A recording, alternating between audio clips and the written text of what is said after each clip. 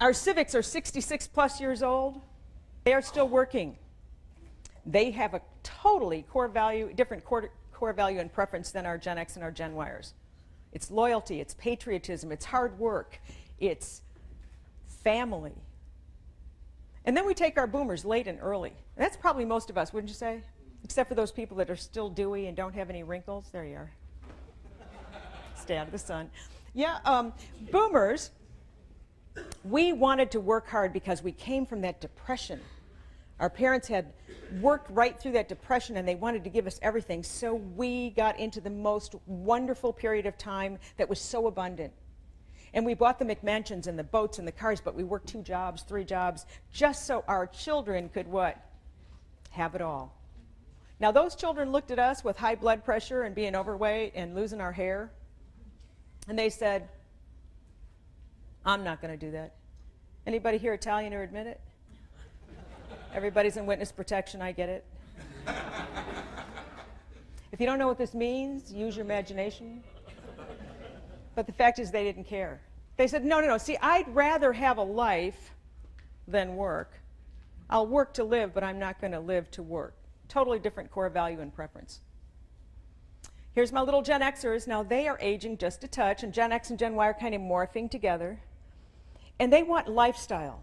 They want to have a home where everything is there for their needs.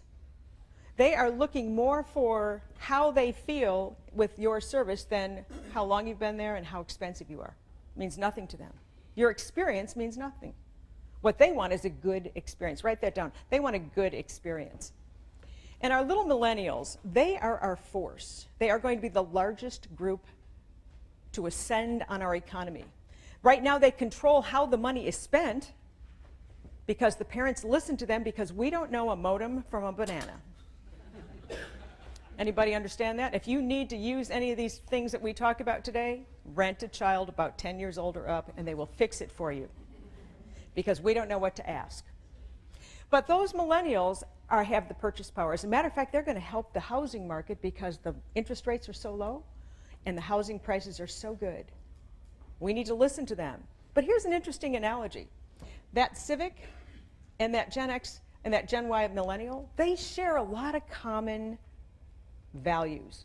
One is community. They're very community-minded. So if I have a company like ServiceMaster in my town, Memphis, Cordova, Bartlett, I don't care about it nationally. I just care about what's happening in my local market. I don't really care about what's happening in Pakistan unless it affects my neighborhood. So they are very community-minded. They're also very family-minded. You see, the latchkey kids, the Gen Xers and the Gen Ys, they were home alone. And that's why we had the explosion of social media.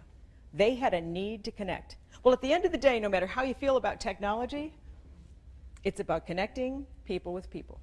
It's about relationships, and that's all it is. It's another tool, just like your cell phone, but we use it in a different way. So our challenge as business people is, how do we connect with 4 vastly different generational groups, match their core value and preference with marketing and communication that serves their needs?